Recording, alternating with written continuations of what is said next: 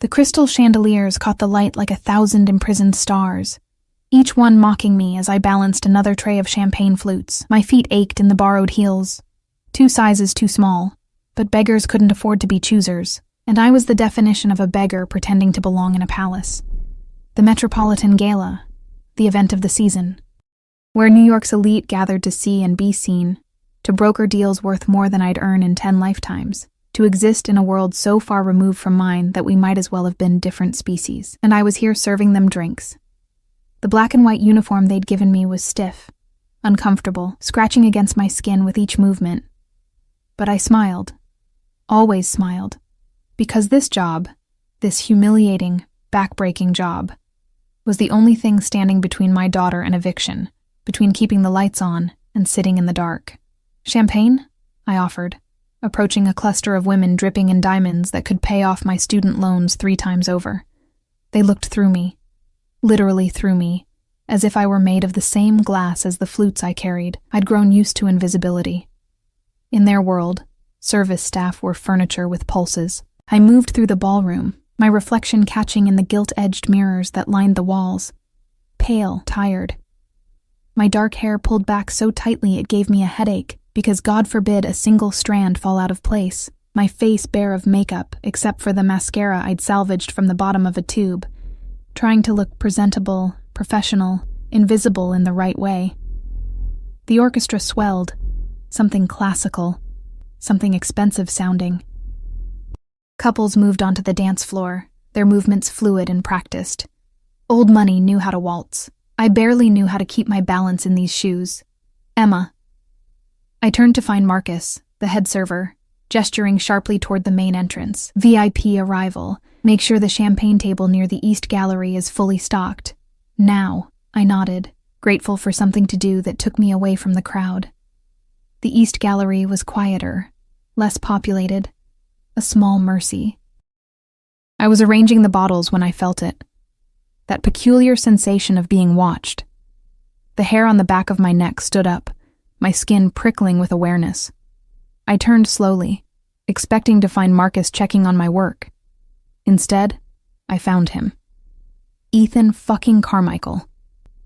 He stood 15 feet away, devastating in a custom tuxedo that probably cost more than my car, back when I'd had a car. Dark hair perfectly styled. Sharp jawline, those blue eyes that had once looked at me like I was something precious.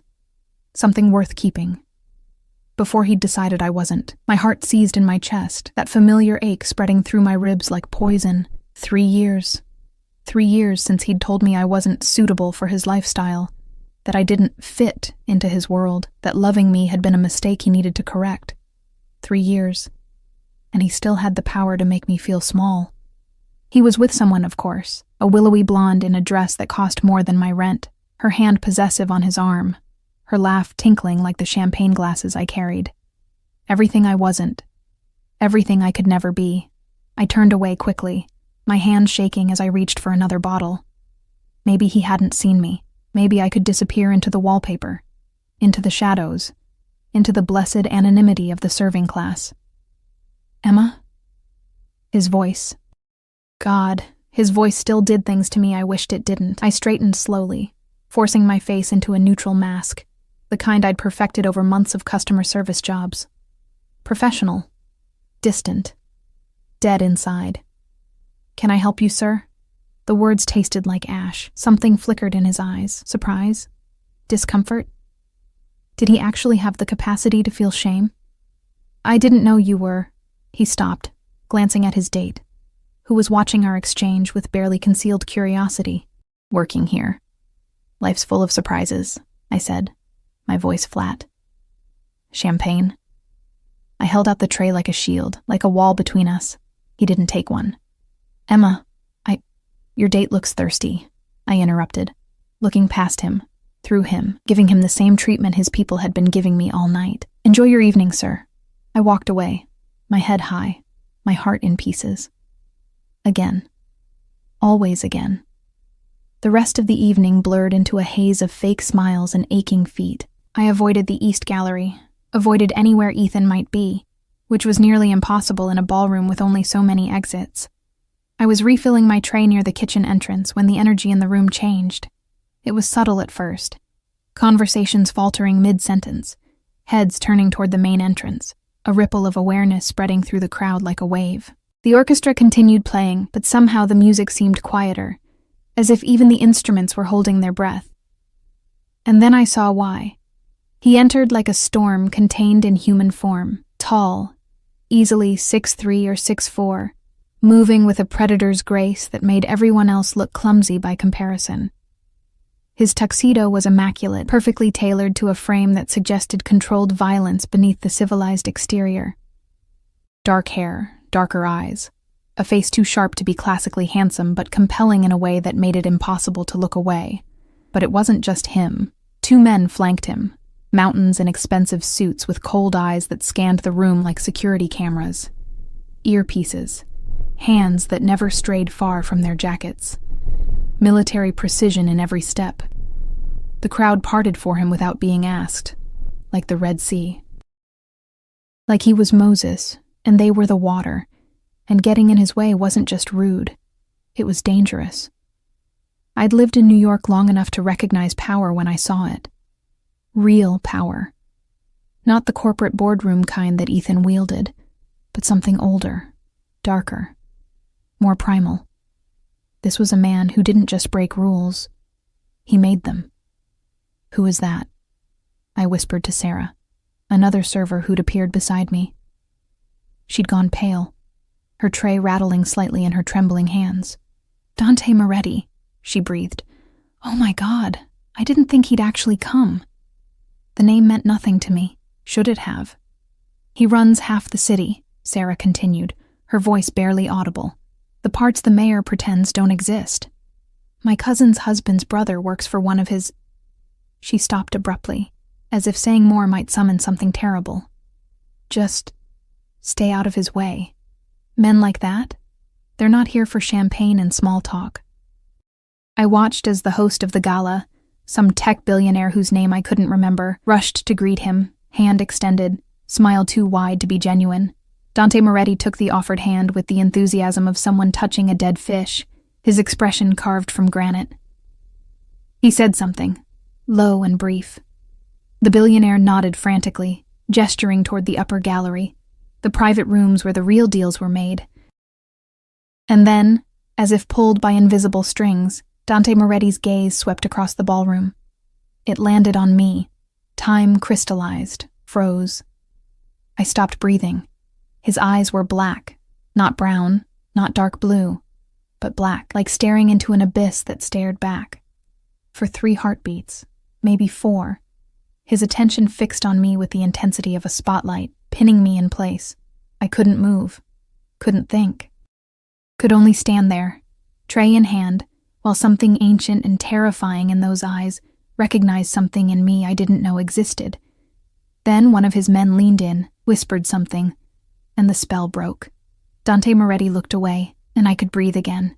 You okay? Sarah touched my arm. You look like you've seen a ghost. I'm fine. I lied, my voice shaking. Just tired. I needed air, space, distance from whatever that had been. I headed toward the service corridor, my hands still trembling, my heart racing for reasons I didn't want to examine. The door was just ahead when I heard rapid footsteps behind me. Emma. Wait. Ethan. Of course. I kept walking, pushing through the door into the narrow hallway that connected the kitchen to the service areas. He followed. Emma, please, just give me a minute. I spun around, and all the rage I'd been swallowing for 3 years came surging up my throat. A minute? You want a minute? You had years, Ethan. Years of minutes you chose to spend telling me I wasn't good enough. He flinched. Good. That's not fair, he started. Fair? I laughed, and it sounded broken even to my ears. You want to talk about fair? You ended things right before I found out I was pregnant. You blocked my number before I could tell you that you had a daughter. You moved on before I'd even finished crying. So don't talk to me about fair. His face went white. You... What? You have a daughter, I said, each word a knife. Her name is Lily. She's 2.5. She has your eyes, and you will never, ever meet her. Because you made it very clear that I don't belong in your world. And neither does she. I turned to walk away, satisfaction and pain warring in my chest. That's when the door at the far end of the corridor opened. Dante Moretti stepped through, alone this time, his security presumably guarding the entrance. His eyes found me immediately, as if he'd known exactly where I'd be. And Ethan, who'd never been afraid of anything in his privileged life, took 3 steps back. The air in the corridor changed, became heavy, oppressive. Dante Moretti's presence filled the space like smoke, like poison gas, suffocating and inescapable. He looked at Ethan with the kind of contempt reserved for insects. Then his gaze shifted to me, and something in those black eyes softened, microscopically, but enough to notice. "You're upset," he said. His voice was dark honey over gravel, an accent I couldn't place lurking beneath the English. "That displeases me." I blinked, confusion cutting through my anger. I'm sorry, sir. He made you cry. Not a question. A statement. An indictment. I hadn't realized tears were streaming down my face until he said it. Ethan found his voice, tried to inject authority into it. "This is a private conversation, if you'll excuse us." Dante Moretti's head turned toward him with mechanical precision. He didn't speak. Didn't need to. Whatever Ethan saw in those eyes made him go silent mid-sentence. "Leave," Dante said quietly. "Before I change my mind about letting you." Ethan left. Practically ran. And I was alone in a service corridor with the most dangerous man in New York, my tears still wet on my cheeks, my world tilting on its axis. He studied me for a long moment, his expression unreadable. "What's your name?" he asked, though something told me he already knew. "Emma," I whispered. "Emma Reeves." He nodded slowly, as if I'd confirmed something. Then he reached into his jacket. I tensed, irrationally thinking of weapons, and pulled out a handkerchief. Silk. Expensive. Monogrammed. He handed it to me. I took it because refusing seemed more dangerous than accepting, dabbing at my face with hands that wouldn't stop shaking. "Thank you," I managed. "You work here?" He gestured toward the ballroom. "Just for tonight. Catering service." His eyes traveled over me, not lecherous, but assessing, cataloging. "You don't belong here." My stomach dropped. Was everyone going to remind me tonight how much I didn't fit in? "I know," I said bitterly. "Trust me, I know." I didn't mean it as an insult. He stepped closer, and I caught his scent. Sandalwood and something darker, smoke and spice. "You're better than this. Better than them." I didn't know what to say to that. "The man who upset you," Dante continued, his voice dropping lower. "He's important to you?" "He was," I admitted. "A long time ago." "And now?" "Now he's nothing." Dante smiled.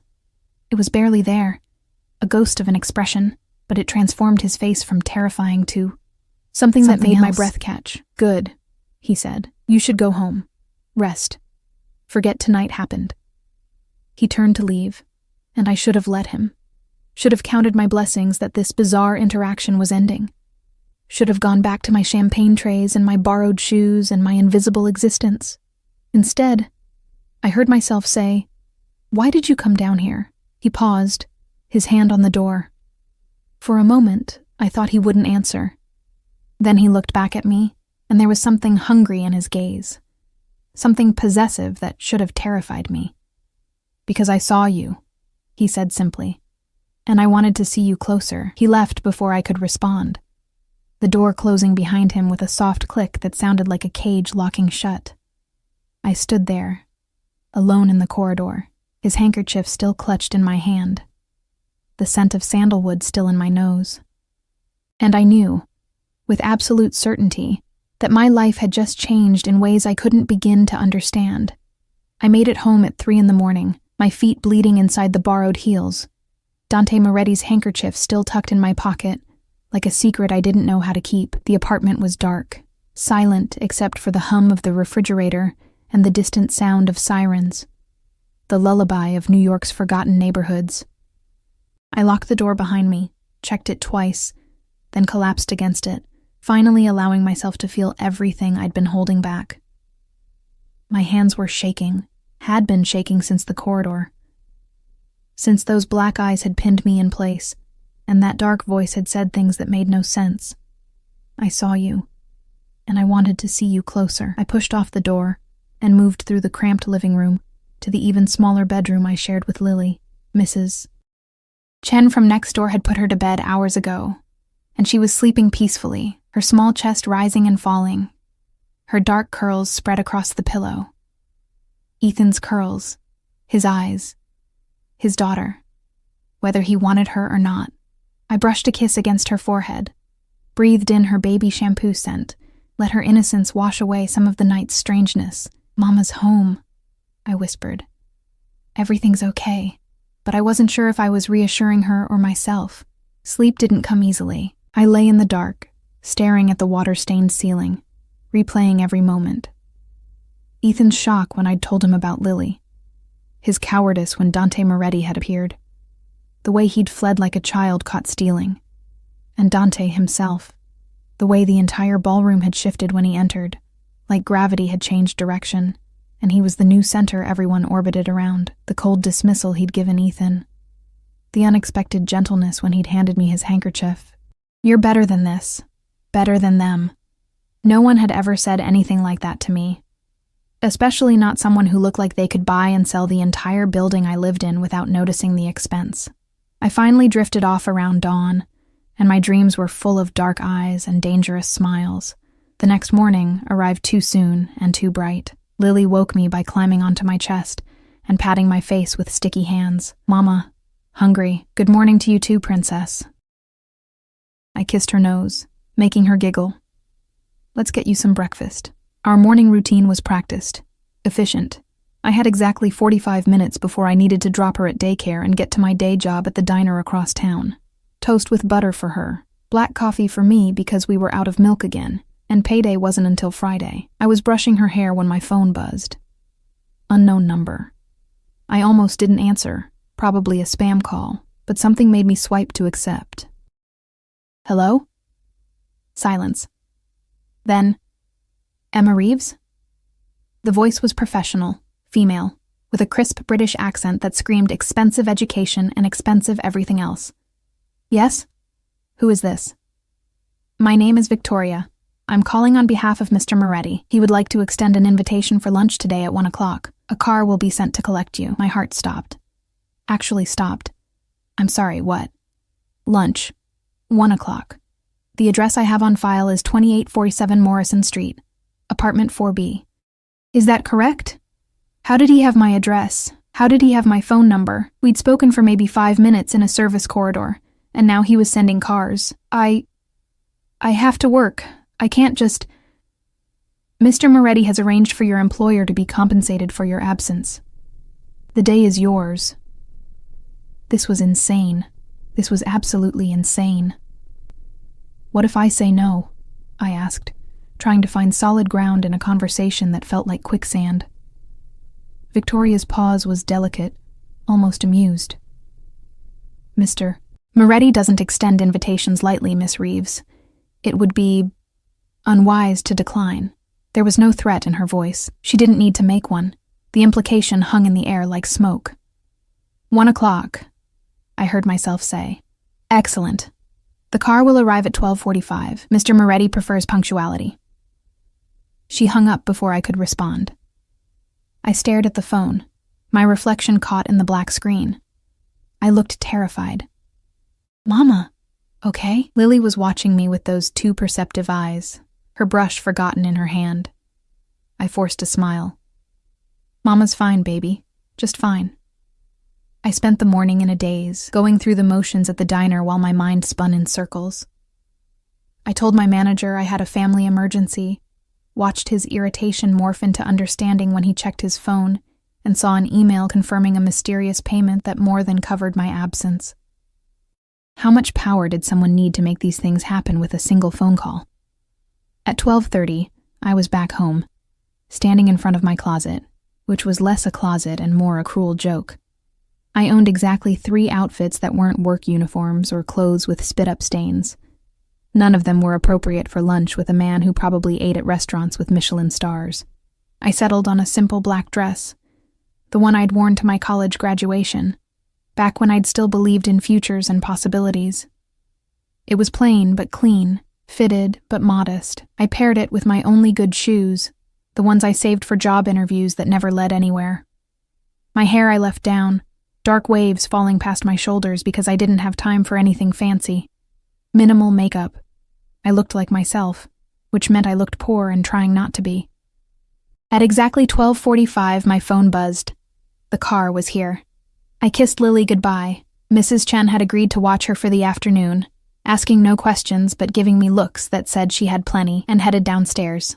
The car waiting at the curb was a black Mercedes, the kind with windows so dark you couldn't see inside, the kind that cost more than I'd earn in a decade.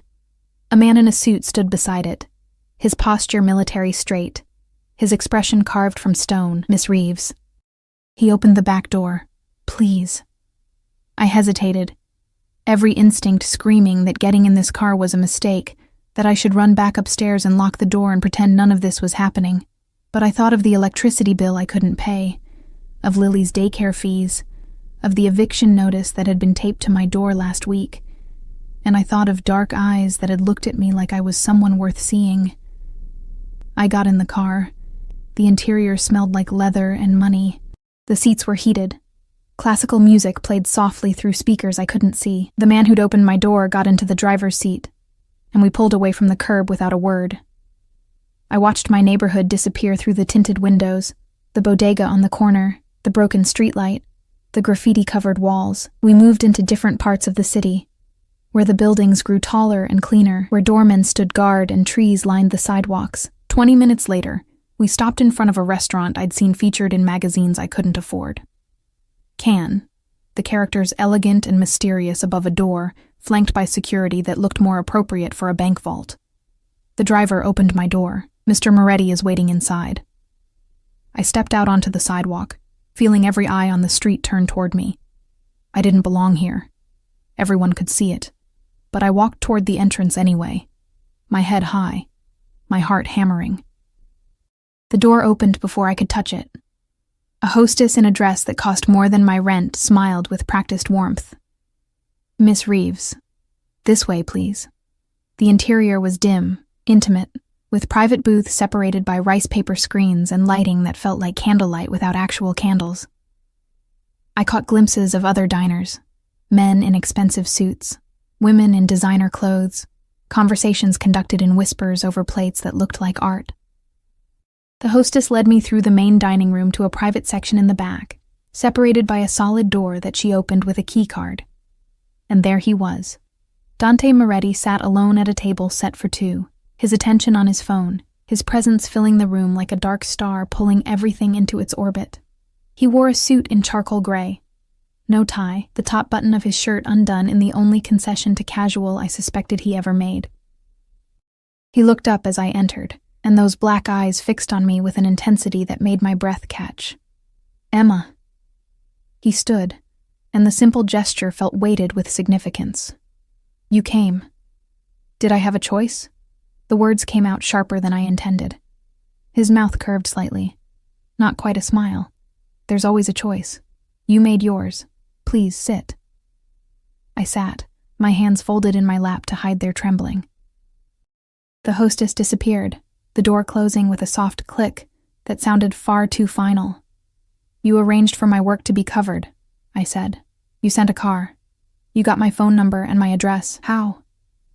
I wanted to see you again, he said simply, as if that explained everything. So I made it happen. That's not an answer. It's the only answer that matters. He poured water into my glass from a crystal pitcher, the gesture almost domestic. You're angry. I'm confused. Yesterday you were a stranger. Today you're... What? Buying my time? Stalking me? Protecting you? I blinked. From what? From men like the one who made you cry. His expression darkened. Ethan Carmichael. I had him investigated after you left. The reports made for... interesting reading. Ice flooded my veins. You investigated him? You had no right. He abandoned you when you were pregnant, Dante interrupted, his voice still quiet but edged with something dangerous. Left you to raise his child alone while he spent his trust fund on cars and mistresses. He has 3 other children he doesn't acknowledge. 4 women he's destroyed with promises he never intended to keep. His eyes met mine. Tell me I had no right to know who hurt you. I couldn't speak. Couldn't process what he was saying. 3 other children? I whispered finally. 3. All under 5. All with mothers he discarded when they became inconvenient. Dante leaned back, his gaze never leaving my face. You were lucky he showed his true nature before you wasted more years on him. Lucky. I didn't feel lucky. I felt sick. Why do you care? I asked. You don't know me. We talked for 5 minutes. Why does any of this matter to you? For a long moment. He didn't answer. Then he reached across the table and took my hand. His skin was warm, his grip gentle but absolutely firm. When I was 15, he said, my mother was murdered by my father's enemies. They burned our house down with her inside while my father was away on business. I was at school. I came home to ashes and screams I'll hear until the day I die. My throat closed. Dante, she looked like you. His thumb traced circles on my palm, the gesture absent, automatic, not exactly. But the eyes. The way she carried herself, like she was holding the world together through sheer will even when it was breaking her. The kindness she showed to people who didn't deserve it. His jaw tightened. I saw you last night, serving drinks to people who looked through you like you were glass, and I saw her. And I knew I couldn't walk away. Tears burned behind my eyes. I'm not your mother. No. He raised my hand to his lips, pressed a kiss to my knuckles that sent electricity racing up my arm. You're better. You're here, and I'm going to make sure you stay safe. I don't need saving. Everyone needs saving, Emma. The difference is whether they'll accept it. A waiter appeared, silent, efficient, setting down plates I didn't remember ordering. Food that looked too beautiful to eat. Dante released my hand, and I felt the loss of his touch like a physical thing. Eat, he said. We'll talk more after. I picked up my fork, my appetite gone, but my survival instincts too strong to refuse food I didn't have to pay for. The first bite melted on my tongue. Flavors I couldn't identify, couldn't begin to afford. How did you find me last night? I asked between bites. In the corridor. I followed you. Why? Because I wanted to. He took a sip of wine, his eyes holding mine over the rim of the glass. Because from the moment I saw you in that ballroom, everyone else became background noise.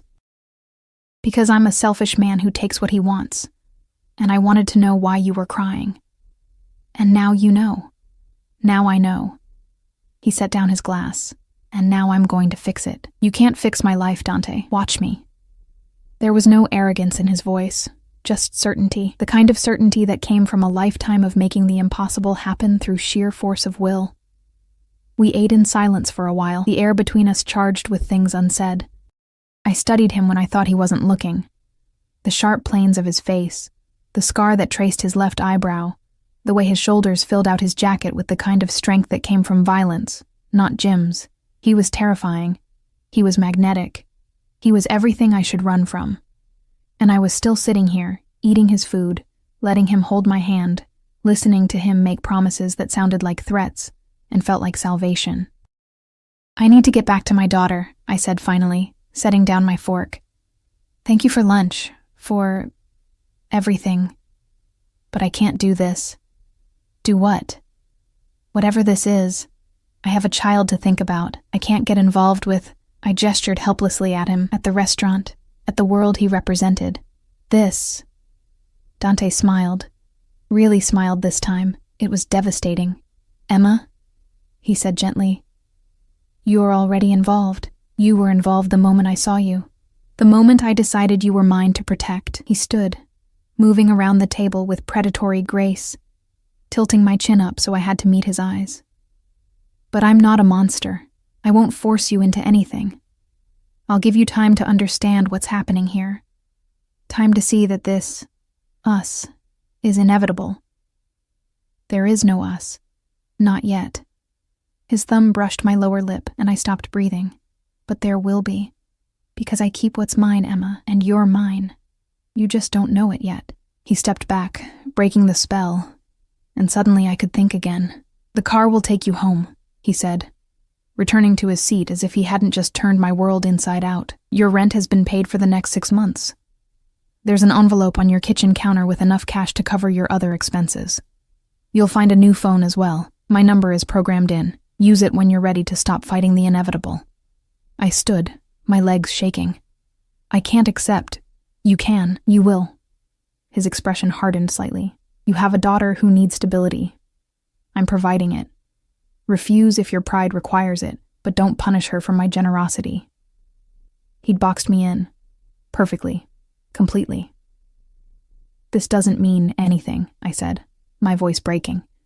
"Money doesn't make me yours." "No," he agreed, "but time will. Go home, Emma. Take care of your daughter. Think about what I've offered. We'll speak again soon." It wasn't a question. It was a promise. I left the restaurant, my mind spinning, my heart racing. The car was waiting. The same driver. The same silent efficiency. I collapsed into the back seat, and only when we were moving did I let the tears come, because he was right, and that terrified me more than anything else. I was already involved, already caught in something I didn't understand. Already his, whether I admitted it or not. The envelope was exactly where he'd said it would be. I stood in my kitchen, staring at it like it might explode. Thick cream paper, expensive weight, my name written across the front in elegant script. No return address, no explanation needed. Mrs. Chen had already left, a note saying Lily was fed and bathed and sleeping peacefully. I should check on her, should kiss her goodnight, reassure myself she was safe and real, and mine. Instead, I picked up the envelope with shaking hands. Inside was more cash than I'd ever seen in one place. $100 bills, crisp and new, bound in neat stacks. I counted once, twice. $30,000. $30,000. My knees gave out. I slid down the cabinet to the floor, the money spilling across my lap like obscene confetti. This was a year's salary. More. This was Lily's college fund. This was safety and security and choices I'd never had. This was a cage made of gold. Beside the cash was a phone, sleek, expensive, already charged. I powered it on with trembling fingers. One contact saved. Dante. No last name needed. Like he was the only Dante in the world. Maybe in his world he was. I should throw it all back in his face. Should march down to wherever he lived and tell him I wasn't for sale. That my daughter and I didn't need his blood money. That we'd survive the way we always had. Barely. Desperately. But on our own terms. But the eviction notice was still taped inside my junk drawer. The electricity bill was still 2 months overdue. Lily's daycare had sent 3 increasingly urgent emails about my outstanding balance. And I was so goddamn tired of drowning. I gathered the money with shaking hands, hid it in the back of my closet behind clothes I never wore, and went to check on my daughter. She was sleeping like an angel, her face peaceful, her small hand curled around her favorite stuffed rabbit, the one with the missing eye and the torn ear that I'd promised to replace when I could afford it. When I could afford it. That phrase had governed my entire adult life. Maybe not anymore. I kissed her forehead, breathed in her innocence, and made a decision that felt like jumping off a cliff. 3 days passed before I used the phone. 3 days of going to work at the diner, coming home to Lily, pretending everything was normal while Dante Moretti's presence haunted every corner of my life. I'd catch myself looking over my shoulder, expecting to see him watching from the shadows. I'd find my hand drifting to the pocket where I'd tucked his handkerchief, my fingers tracing the monogrammed initials. DM. Dante Moretti. Or maybe Dangerous Man. On the 4th day, I caved. I was giving Lily dinner, mac and cheese from a box, the fancy kind I could suddenly afford. When someone knocked on my door, not the tentative tap of a neighbor, not the aggressive pound of a landlord, something in between. I checked the peephole and felt my stomach drop. A woman stood in the hallway, mid-30s, elegant in a way that spoke of money and breeding, her suit perfectly tailored, her expression professionally neutral. She held a large shopping bag from a store I recognized from magazine spreads. I opened the door slowly. Yes? Emma Reeves? British accent. The same voice from the phone call, Victoria. Mr. Moretti asked me to deliver this. May I come in? It wasn't really a question. I stepped aside, hyper-aware of my cramped apartment, the peeling paint, the furniture held together with hope and duct tape. If Victoria noticed or cared, her expression didn't show it. She set the bag on my coffee table with careful precision. Mr. Moretti thought you might need appropriate attire for tomorrow evening. Tomorrow evening? He'll be collecting you at 7. There's a charity gala, different from the one where you met. This time you'll be attending as his guest, not as staff. Her smile was polite, practiced. The dress should fit. He's quite good at estimating such things. My face burned. He can't just, I didn't agree to. There's also something for your daughter. Victoria pulled out a second, smaller bag. Mr. Moretti understands you'll need childcare arrangements. I've taken the liberty of vetting several highly qualified nannies. Their information is in the folder. She produced a leather portfolio like a magician pulling rabbits from a hat. This is insane, I whispered. This is how Mr. Moretti operates, Victoria corrected gently. He identifies what he wants and removes obstacles. You and your daughter are now under his protection. Fighting it will only make things more difficult. I'm not some possession he can just claim. No, Victoria agreed. You're something far more valuable. You're someone he's chosen to care about. Her expression softened slightly, almost sympathetic. I've worked for Mr. Moretti for 8 years, Miss Reeves. I've never seen him take a personal interest in anyone the way he has with you. Whatever you think this is, I promise you it's more complicated than you understand. She moved toward the door, then paused. A word of advice? Don't run. Men like Dante Moretti always find what they're looking for, and the chase makes them intense. She left before I could respond. I stood frozen, staring at the bags like they might contain snakes. Lily had abandoned her dinner and was investigating the smaller bag with the single-minded focus of a toddler who'd spotted something interesting. Mama, look! She pulled out a stuffed rabbit, not just any rabbit, an exact replica of her favorite, but new, perfect, with both eyes and intact ears, and beneath it, a handwritten note on heavy cardstock.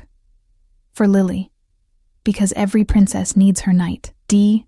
My daughter hugged the rabbit with a squeal of delight, and my heart cracked clean open. He'd noticed.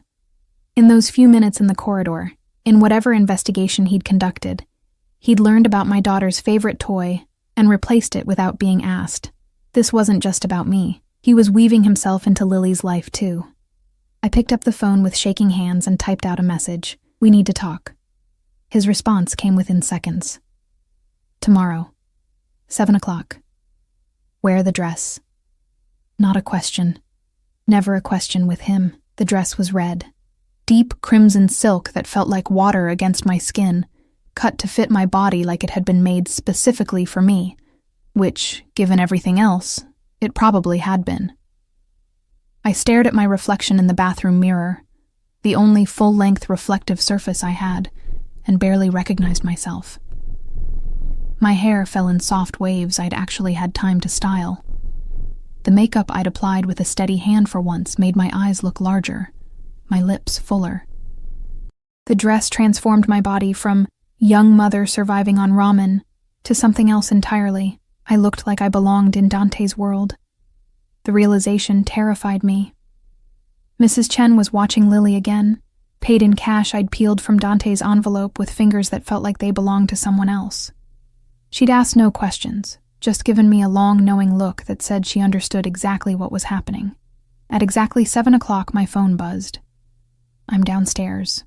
No car this time. He'd come himself. I grabbed the small clutch Victoria had included, also perfectly matched to the dress, and headed down. My hands shook on the railing, my heart hammered against my ribs. He was waiting on the sidewalk, leaning against a black car that probably cost more than this entire building.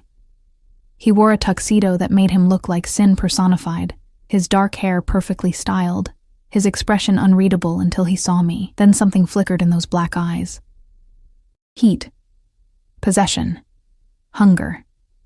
Emma. My name on his lips sounded like a prayer and a curse. You're exquisite. I descended the last few steps, acutely aware of his gaze tracking my every movement. You can't just summon me like this. Send people to my home. make decisions about my life without asking. I can. He opened the car door, his hand extended. And I will, because you won't make the decisions that keep you safe. So I'll make them for you. That's not how relationships work. This isn't a relationship, Emma. He stepped closer, crowding me against the car, his scent wrapping around me like smoke. This is an inevitability. You can fight it, delay it, pretend you have a choice. But we both know how this ends. How? His hand cupped my jaw, thumb tracing my lower lip. With you in my bed, in my life, under my protection, mine in every way that matters. I should push him away, should slap that arrogant expression off his face, should run back upstairs and lock the door and never look back. Instead, I heard myself whisper, "You're insane." Probably. His smile was dark, dangerous. "Get in the car, Emma. Let me show you the world you were always meant to inhabit." I got in the car. The drive was silent, charged with tension that made the air feel thick. Dante sat close enough that I could feel his heat, far enough that we weren't touching, but his presence filled the space, made it impossible to think about anything else. "Where are we going?" I asked finally. "The Sinclair Foundation Gala. $5,000 a plate. New York's elite pretending to care about childhood literacy while they network and broker deals." His hand found mine in the darkness, lacing our fingers together. "You'll be at my side. You'll smile. You'll let them see that you're under my protection." "Why?" "Because Ethan Carmichael will be there." His grip tightened slightly, and he needs to understand that touching you, speaking to you, even looking at you is now a death sentence. Ice flooded my veins. "Dante, I don't make threats, Emma. I make promises. And I promised myself that anyone who hurts you will regret it." He raised our joined hands to his lips, pressed a kiss to my knuckles. "He abandoned you. Left you to struggle alone. That debt comes due tonight. I don't want revenge. This isn't revenge. This is a statement. You're mine now. The world needs to know it." We pulled up to a hotel that made the previous venue look modest. Valets rushed to open doors. Photographers lined the red carpet. Actual paparazzi, flashbulbs popping like small explosions. Dante emerged first, then extended his hand to me. I took it because refusing would mean falling on my face in front of cameras that were already swiveling toward us. The flashes were blinding. Questions shouted from every direction. "Mr. Moretti, who's your date? Is this a new relationship? Miss, what's your name?" Dante's arm wrapped around my waist, pulling me against his side with possessive certainty. He didn't answer the questions, didn't acknowledge the cameras. He just walked forward like he owned the world, and I was dragged along in his wake. We entered the hotel ballroom, and it was like the previous gala all over again. Except this time, I wasn't invisible. Every head turned. Every conversation paused. The weight of hundreds of eyes fell on us like physical touch, and I wanted to disappear, to melt into the floor. Dante's hand tightened on my waist. "Breathe," he murmured against my ear. "You're safe. I have you." We moved through the crowd, and it parted like the Red Sea again. But this time, people weren't just avoiding Dante. They were studying me, cataloging, assessing, trying to figure out who I was and why I mattered. "Dante?" A man in his 60s approached, his smile too wide, his handshake too eager. "Good to see you. And who is this lovely creature?" "Emma Reeves," Dante said, his tone making it clear no further explanation would be provided. "Emma, this is Senator Morrison. He's very interested in childhood literacy programs." The senator's eyes flickered with something like fear. "Of course. Very passionate about education. Perhaps we could discuss..." "Perhaps." Dante steered me away before the man could finish. We moved from group to group, Dante introducing me with my name and nothing else, as if that was all anyone needed to know. Some people were curious, some were cautious. All of them were respectful in a way that had nothing to do with me and everything to do with the man whose arm was around my waist. And then I saw him. Ethan stood near the bar, his blonde date from the previous week replaced by a redhead in emerald green. He was laughing at something someone said, his expression easy, careless, until he saw us. The laughter died. His face went pale, then red, then pale again. He whispered something to his date, who looked toward us with naked curiosity.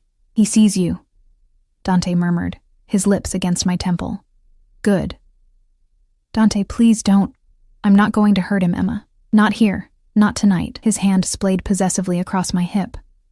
"I'm just going to remind him what he lost." He guided me directly toward Ethan, each step deliberate, predatory. I wanted to resist, to pull away, but his grip was gentle iron, inescapable. Ethan's date melted away as we approached, survival instincts clearly intact. Ethan stood alone, trying to project confidence and failing miserably. "Carmichael." Dante's voice could have frozen nitrogen. "Enjoying the evening?" "Moretti." Ethan's eyes darted to me, then away. "I didn't expect to see you here, didn't you?" Dante's smile was a blade. "I go where I please, with whom I please. Emma, you remember Ethan, don't you?"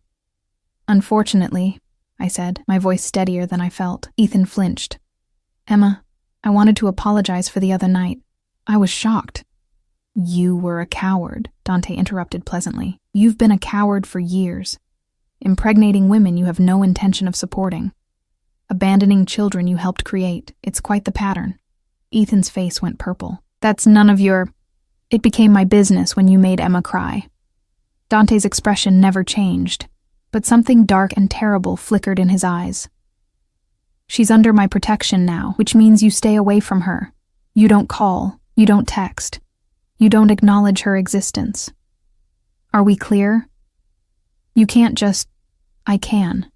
I am." Dante's hand moved to the small of my back, a gesture of ownership that made my breath catch. "Your daughter, Lily, isn't it, will want for nothing. Her education, her future, everything you should have provided will be taken care of.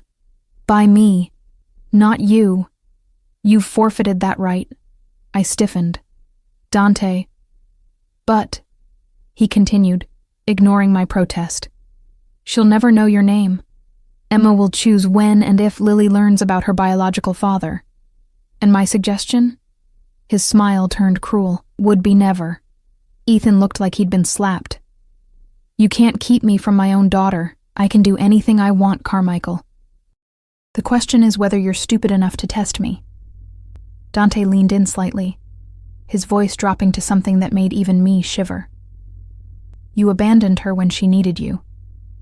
You don't get to play father now that someone else is providing. Walk away. Forget Emma exists. Forget Lily exists.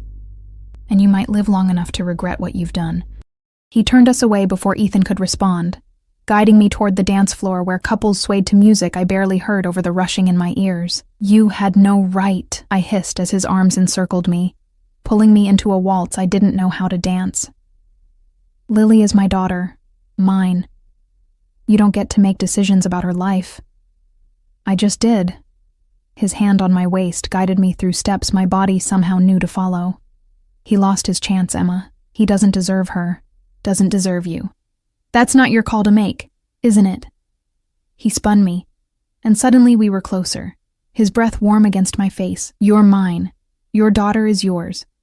Which makes her mine to protect too. I won't apologize for securing her future." Tears burned behind my eyes. "I'm not yours, Dante. Keep telling yourself that." His forehead rested against mine, our bodies moving together like we'd done this 1,000 times before. "But every time you don't pull away, every time you let me touch you, hold you, make decisions for you, you prove yourself wrong. And God help me, he was right. I wasn't pulling away. I was leaning in. I was letting him lead. I was starting to believe that maybe, just maybe, being his wouldn't be the worst thing in the world." The night bled into early morning before Dante finally took me home. We'd stayed at the gala for hours, dancing, mingling with people whose names I'd never remember, existing in a bubble where I was someone important, simply because I stood beside him. His hand never left my body, a touch at my waist, fingers laced through mine, his palm spread possessively across the small of my back, claiming me, marking me, making sure everyone in that ballroom understood exactly who I belonged to. And I'd let him. The car ride back was quiet, charged with something I didn't want to name. Dante sat close enough that our thighs touched, his hand resting on my knee, thumb tracing absent circles through the silk of my dress. "You were magnificent tonight," he said finally, his voice low, intimate in the darkness. "I didn't do anything. I just stood there while you orchestrated everything. You stood beside me. You didn't run. You let them see you're mine." His hand tightened slightly. "That's everything, Emma." We pulled up to my building, and my stomach twisted. The night was ending. Reality was waiting upstairs in the form of my sleeping daughter, and my cramped apartment, and my life that didn't include men like Dante Moretti. "Thank you," I said, reaching for the door handle, for the dress, for dinner, for everything. His hand caught my wrist. "I'm walking you up. That's not necessary. It's not negotiable." He was already out of the car, circling around to open my door, extending his hand like a king expecting obedience. I took it because arguing would wake the neighbors. We climbed the 3 flights in silence, his presence filling the narrow stairwell, making it feel smaller, more intimate. I fumbled with my keys, hyper-aware of him standing behind me, close enough that I could feel his heat. The door opened. Mrs. Chen looked up from the couch where she'd been dozing, her eyes widening slightly when she saw Dante. "Everything okay with Lily?" I asked, trying to sound normal. "Sleeping like an angel. No problems at all." Mrs. Chen gathered her things with practiced efficiency, her gaze flickering between Dante and me with knowing calculation. "I'll see myself out." She was gone before I could stop her, leaving me alone in my apartment with a man who looked utterly out of place among my thrift store furniture and peeling wallpaper. "You should go," I said, not looking at him. "It's late. Lily could wake up." "Show me." I turned. "What?" "Show me your daughter." His expression was unreadable. "I want to see her." Every maternal instinct I possessed screamed danger. But there was something in his eyes, something vulnerable beneath the dangerous exterior, that made me nod. I led him to the bedroom, easing the door open carefully. Lily was sprawled across our shared bed, the new rabbit clutched in one hand, her dark curls wild against the pillow. She looked so small, so perfect, so utterly innocent. Dante stood in the doorway, completely still, his gaze fixed on my sleeping daughter. For a long moment, he didn't move, didn't speak. Then I saw his jaw tighten, his hands curl into fists at his sides. "She looks like you," he said finally, his voice rough. "She has her father's eyes, his hair. She has your strength. I can see it, even in sleep." He turned to me, and something in his expression made my breath catch. "My mother used to say you could tell a person's soul by how they sleep. Peaceful sleepers have peaceful hearts." "And what does that make you?" I asked softly. His smile was bitter. "I haven't slept peacefully since I was 15 years old." The confession hung in the air between us, heavy with meaning I didn't fully understand. I pulled the door closed gently, leaving it cracked in case Lily called out. "You should leave," I said again, but there was no force behind the words. "I should." He stepped closer, backing me against the wall of my narrow hallway, his hands braced on either side of my head. "But I'm not going to. Dante, I've been patient, Emma. I've given you space, time. Let you pretend you have a choice in this. But seeing you tonight, watching every man in that room want what's mine, feeling you fit against me like you were made for this," his forehead rested against mine. "I'm done being patient. I'm not ready. You're terrified. There's a difference." His hand cupped my jaw, tilting my face up. "You're terrified because you feel it too. This thing between us, this inevitability. It's been less than a week. It's been a lifetime. I've been waiting for you my entire life, Emma. I just didn't know it until I saw you in that ballroom, invisible to everyone except me." His lips brushed mine, barely a kiss, more a promise of what could be. My hands found his chest, and I told myself I was pushing him away. But my fingers curled into his shirt instead, holding him close. "1 week," I whispered against his mouth. "Give me 1 week to process this.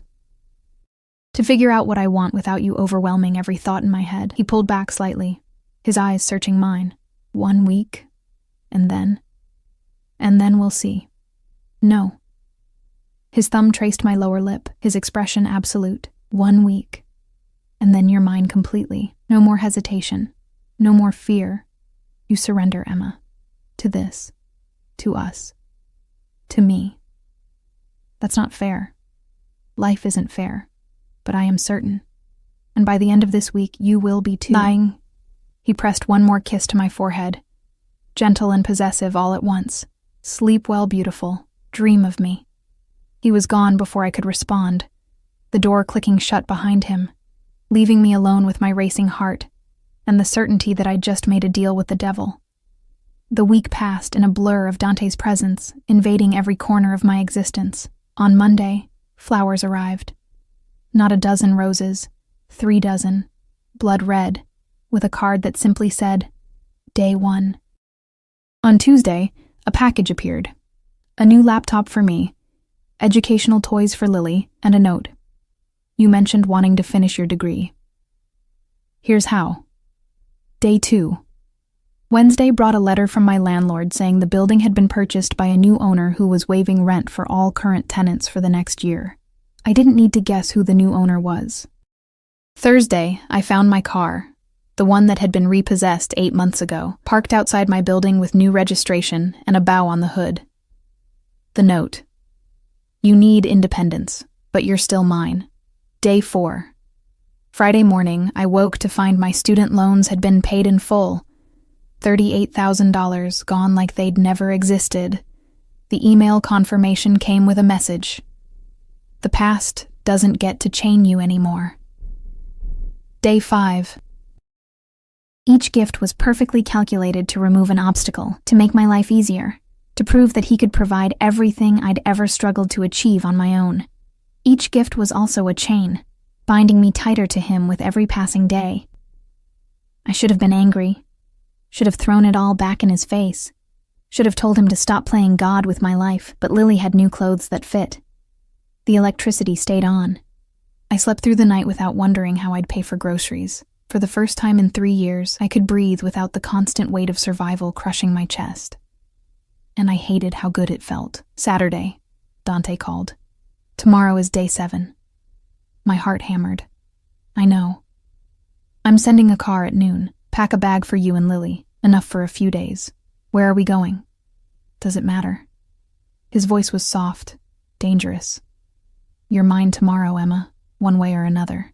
I'd prefer you come willingly, and if I don't, silence. Then I'll wait. I'll give you more time, but I won't give you up, ever.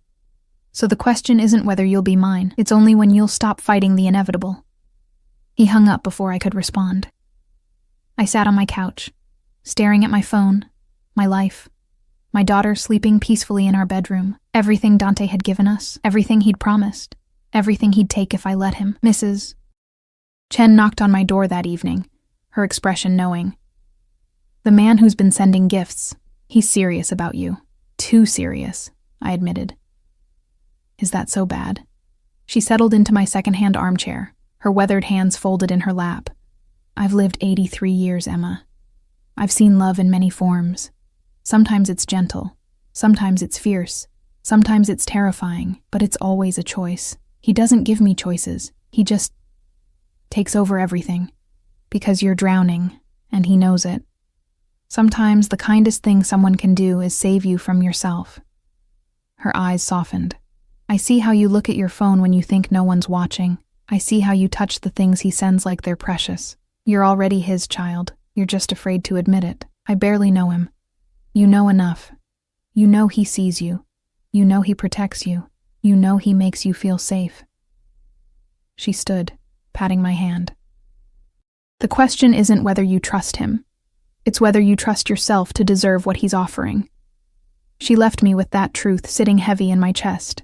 That night, I packed 2 bags, one for me, one for Lily. I told myself I could still change my mind, could still say no when the car arrived. But I knew I wouldn't. Sunday arrived bright and clear. The car pulled up at exactly noon, and this time Dante himself emerged. He wore jeans and a black sweater, casual in a way that should have made him seem less dangerous. It didn't. He looked like violence wrapped in cashmere, controlled power in human form. "Ready?" he asked. I looked down at Lily, who was clutching her new rabbit, her eyes wide with excitement at the prospect of an adventure, then back at Dante, who watched me with absolute certainty that I'd say yes. "Where are we going?" I asked one more time. "Somewhere safe, somewhere mine. Somewhere you can stop running and finally rest." I took his hand. The drive was long, out of the city, through countryside that grew progressively more exclusive, more removed from the world I knew. Lily chattered happily in her car seat, captivated by Dante's patient answers to her endless questions. He was good with her, gentle, attentive in ways her own father had never been. And watching them together broke something open in my chest. We arrived at a house that wasn't a house. It was an estate. Sprawling grounds, security gates, a main building that looked like it belonged in European countryside rather than upstate New York. "This is yours?" I breathed. "One of several properties, but this is home, where I come when the city gets too loud." He lifted Lily from her seat with surprising ease, her small hand finding his shoulder with automatic trust. "Where I want you to be." He showed us inside, and it was beautiful. Warm despite its size, decorated with taste that spoke of money but also comfort. There were flowers in every room, a kitchen stocked with food, toys already waiting in one of the bedrooms, as if he'd known I'd say yes, as if there had never been any doubt. "The upstairs east wing is yours," he said, setting Lily down so she could explore. "Your room, a nursery for Lily, private bathroom, your own space." "Where will you be?" I asked. "The west wing. Close enough to protect you, far enough to give you room to breathe." His hand found mine. "I meant what I said, Emma. I won't force you into anything. This week was about proving I can provide for you, that you can trust me. What happens next is your choice. You said I was yours, that after today, you are mine. But being mine doesn't mean I take what you're not ready to give." He pulled me closer, his forehead resting against mine. "It means I'll wait, for as long as it takes, until you understand that this, us, is where you belong." Lily's laughter echoed from somewhere deeper in the house, pure and bright and happy in a way I hadn't heard in months. "She's safe here," Dante said softly. "You're both safe. No more worrying about rent or bills or whether you can afford groceries. No more drowning, Emma. I've got you. I'll always have you." I looked up at him, at this dangerous man who'd upended my entire life in a week, who'd given me everything I'd never dared hope for, who looked at me like I was something precious worth protecting. "Why?" I whispered. "Why me?" "Because I saw you," he said simply. "And once I saw you, I couldn't look away. Because you're strong and stubborn and beautiful and broken in ways I recognize. Because my mother would have loved you. Because..." He stopped, his jaw working. "Because I've been alone my entire life, Emma. And then I found you. And suddenly I wasn't anymore." The confession hung between us, raw and honest and terrifying. I rose on my toes and kissed him. It wasn't gentle. It was everything I'd been holding back all week. Fear and desire and surrender and need. His arms came around me immediately, crushing me against him, his mouth claiming mine with a hunger that should have scared me. It didn't. It felt like coming home. When we finally broke apart, both breathing hard, his eyes were black fire. "Emma, I'm yours," I whispered. "I've been yours since the corridor, since you handed me your handkerchief and looked at me like I mattered. I was just too afraid to admit it." His smile was devastating. "No more fear?" "Terrified," I admitted, "but I'm done running." "Good." He kissed me again, softer this time, reverent. "Because I'm done waiting." The first night in Dante's house, I barely slept. Not because I was afraid, though perhaps I should have been, but because Lily had finally crashed around 8 o'clock after hours of exploring her new room, the garden, the library that had more books than she'd ever seen. She'd fallen asleep clutching her rabbit, a smile still on her face, and I'd tucked her in with hands that trembled. Then I'd found Dante waiting in the hallway. "She's happy here," he said, not a question. "She's too. Everything's an adventure." I closed Lily's door gently. "This doesn't mean..." "It means everything," He stepped closer, crowding me against the wall in that way he had, making the world shrink to just the two of us. It means you chose me, chose this, chose us. I chose safety for my daughter. You chose me, he repeated, his mouth a breath away from mine. Stop lying to yourself, Emma. You're stronger than that. He was right. God, he was always right. What happens now? I whispered. His smile was dark promise. Now you rest. Tomorrow I introduce you to the rest of my world. The parts that aren't charity galas and expensive restaurants. The parts that will make you understand exactly who I am. I know who you are. You know what I've shown you. Tomorrow you'll know the truth. He pressed a kiss to my forehead, gentle despite the hunger in his eyes. Sleep, Emma. You're safe here. You'll always be safe with me. He left me in the hallway, and I stood there for long minutes, my heart racing, my skin burning where he'd touched me. I was in too deep. I knew it. And I couldn't bring myself to care. Morning came with sunlight streaming through windows twice the size of my entire old bedroom. I woke to the smell of coffee and the sound of Lily's laughter echoing from somewhere downstairs. I found them in the kitchen, Dante at the stove, somehow domestic in jeans and a t-shirt. Lily perched on the counter beside him, watching with rapt attention as he flipped pancakes. Mama! She spotted me immediately. Dante's making breakfast, with chocolate chips. My heart clenched. She'd already started calling him by his first name, already accepted him into her world with the easy trust of children who hadn't learned to doubt yet. I hope you don't mind, Dante said, his eyes meeting mine over my daughter's head. She woke early. I heard her on the monitor. You have monitors set up already? I have security throughout the house, including the nursery. He plated a pancake, cutting it into careful pieces for Lily. Your safety isn't negotiable, Emma. Either of you. There it was again. That casual possessiveness that should have annoyed me. Instead, I found myself sitting at the island, accepting the coffee he poured, watching him care for my daughter like it was the most natural thing in the world. You're good with her, I said softly. Children are honest. They don't lie, don't manipulate, don't pretend to be something they're not. He set a plate in front of me. Pancakes, fruit, bacon. I respect that. We ate in comfortable silence, Lily chattering between bites about all the things she wanted to explore today. The pool. The horses she'd spotted in the distance. The library again, because there were so many books. After breakfast, Dante's phone buzzed. He glanced at it, his expression hardening. I need to handle something, he said, his eyes finding mine. Business that can't wait. You'll stay here. I want to come. He went still. Emma, you said you'd show me the truth. Show me who you really are. I stood, moving closer. I'm not a child you can protect from reality, Dante. If I'm yours, if we're doing this, then I need to understand all of it. For a long moment he studied me, something like approval flickering in his dark eyes. Lily stays here, he said finally. With security. With people I trust. Okay. What you'll see today, it may change how you look at me, then let it. I met his gaze steadily. I'd rather know the truth than live in a pretty lie.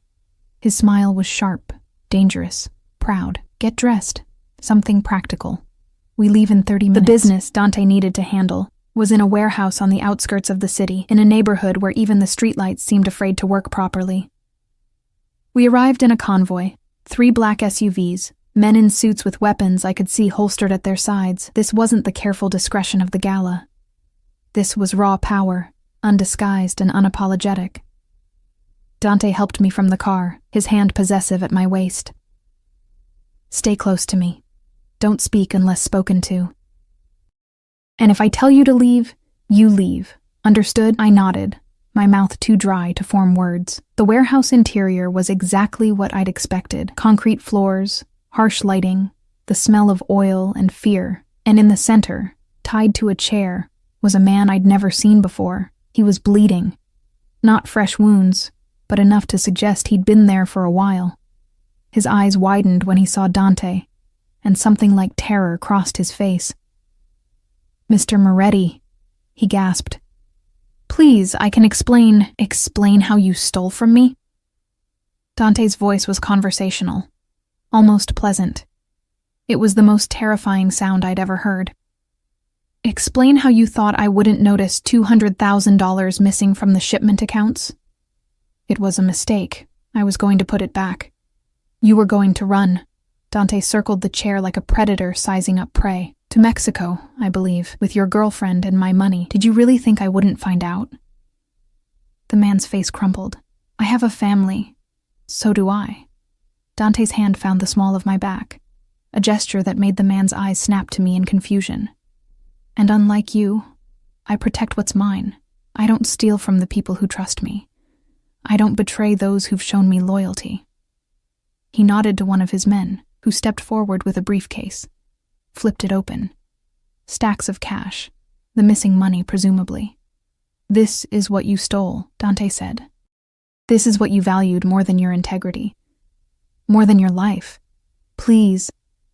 I'm not going to kill you, Dante interrupted, and I saw the man's shoulders sag with relief. That would be too easy, too quick. Instead, you're going to work for me. Every cent you stole, you'll pay back triple. It'll take you 10 years, maybe 15. You'll do it from the bottom. The worst jobs, the longest hours, the positions even my newest recruits won't touch. And every day, you'll remember that I could have killed you, that I showed you mercy. And that mercy has a price. He turned to his men. Get him out of here. Set him up with Marco. Make sure he understands the terms. They dragged the man away, his protests fading as a door slammed shut. I stood frozen, processing what I'd just witnessed, the casual authority, the calculated mercy that was somehow more terrifying than violence, the absolute certainty that Dante's word was law. That's who I am, Dante said quietly. Stood frozen, processing what I'd just witnessed, the casual authority, the calculated mercy that was somehow more terrifying than violence, the absolute certainty that Dante's word was law. That's who I am, Dante said quietly, turning to face me. I'm not a good man, Emma. I make people disappear when they cross me. I run businesses that operate in shadows. I have blood on my hands that will never wash clean. I know. Do you? He stepped closer, his eyes searching mine. Do you understand what being with me means? The danger? The world you're entering? I understand that man stole from you, and you could have killed him, but you didn't. I met his gaze steadily. I understand that you value loyalty above everything, that you protect what's yours, that you're ruthless with your enemies and generous with those you care about. Those are just words, and your actions show me the truth. I reached up, cupping his jaw, feeling the tension there. You've shown me who you are, Dante. Every day this week. Not just the money or the gifts, but the way you are with Lily, the way you look at me like I'm something precious. The way you've never once pressured me into anything I wasn't ready for. I terrify you. Yes, I admitted, but not because I think you'll hurt me. Because I'm falling for you. And that's far more dangerous than anything else you could do. Something broke in his expression. A crack in that carefully controlled facade. His hands came up to frame my face, his forehead resting against mine. I've never felt this way about anyone, he said roughly. Never wanted to protect someone so badly it aches. Never needed someone to be safe and happy more than I need my next breath. Then keep me safe, I whispered. Keep us safe. And let me do the same for you. He kissed me then, and it was different from before. Not just hunger and possession, but something deeper. Something that felt like coming home after a lifetime of wandering. When we broke apart, his eyes were nearly black. We should go. Lily will be wondering where you are in a minute. I stepped back, needing space to say what came next. I need to know something first. Anything. Ethan. What you said about him staying away from Lily. I took a breath. Did you mean it? Will you really handle it if he tries to be involved?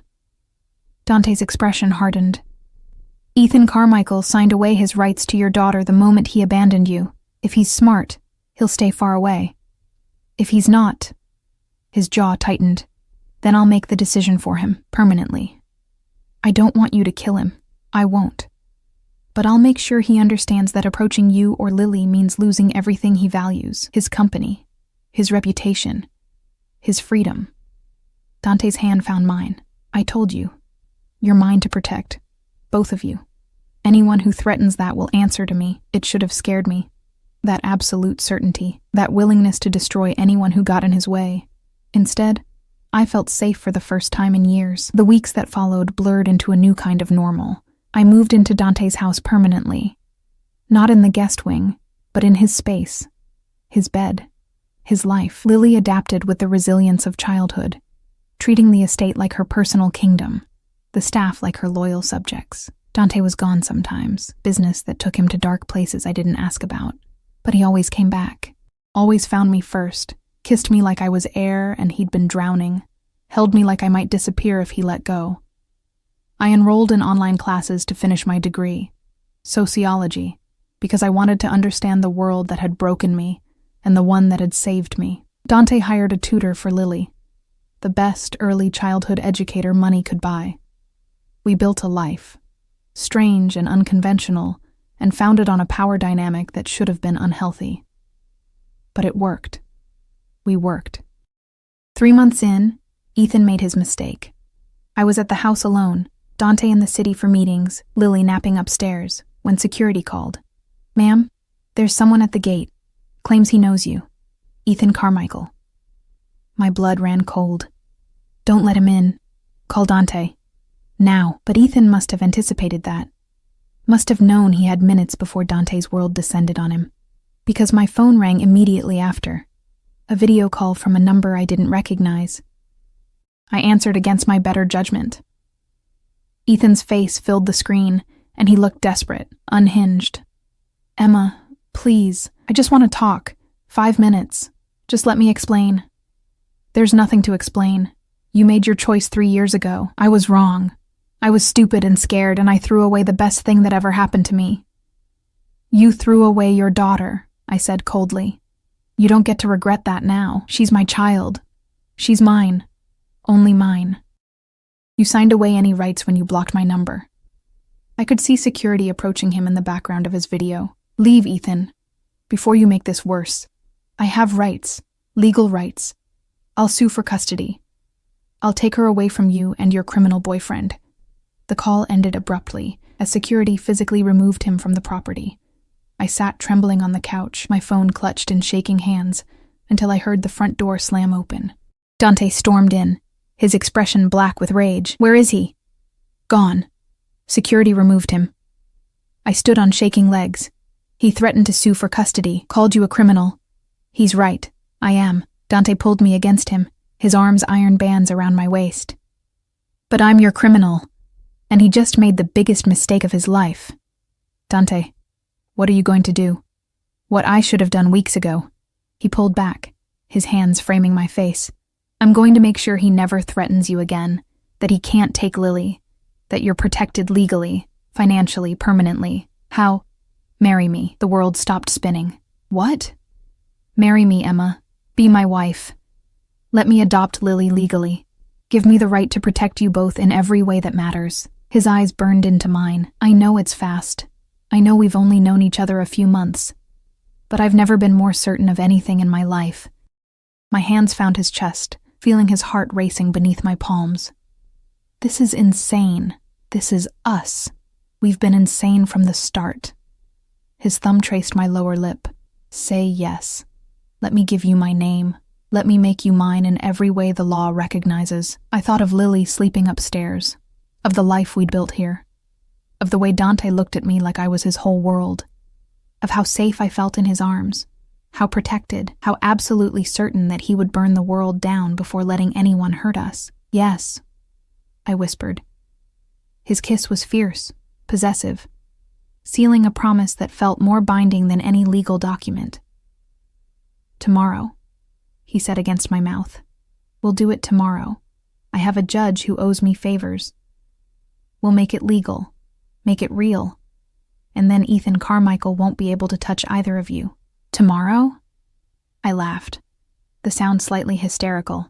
"Dante, that's not how normal people. We're not normal people. We never will be."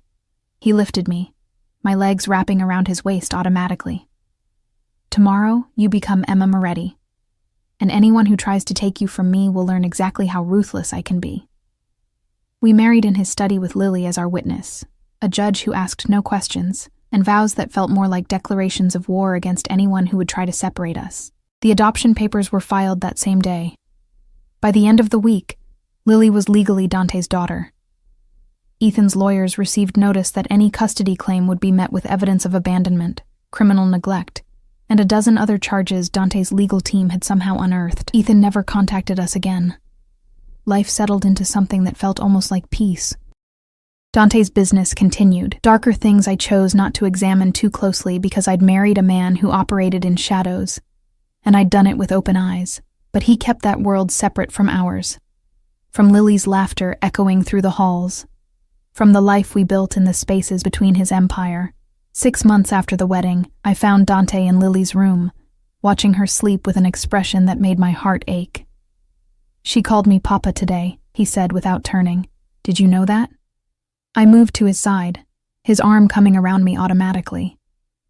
"She asks me almost every night if you're her real daddy." I tell her yes, because you are.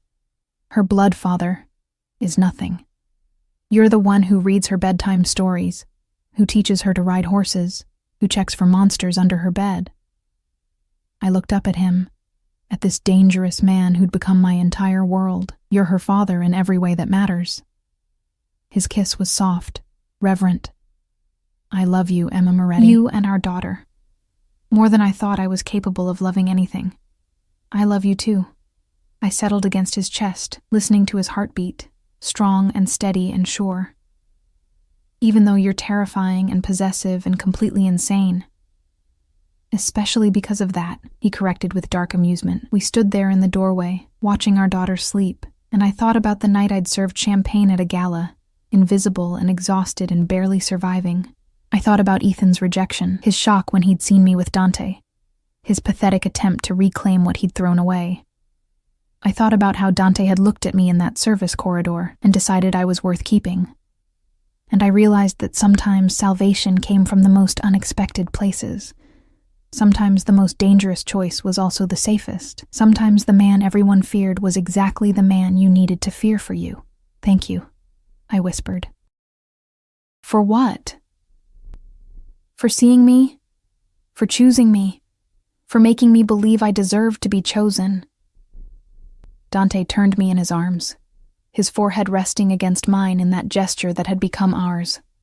"I didn't make you believe anything, Emma. I just reminded you of the truth you'd forgotten, that you were always worth everything. You just needed someone ruthless enough to prove it."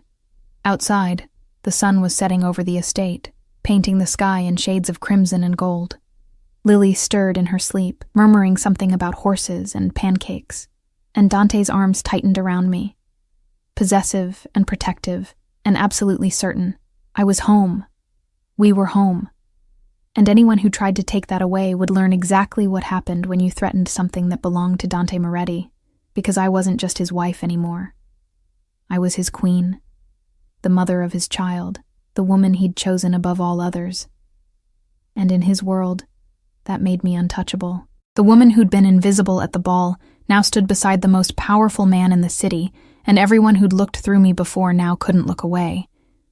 Ethan had rejected me until he'd seen me with Dante, but by then it was far too late. I belonged to someone who would never let me go, and I'd chosen him right back, with every fiber of my being. This was my life now, our life, and it was more than I'd ever dared to dream.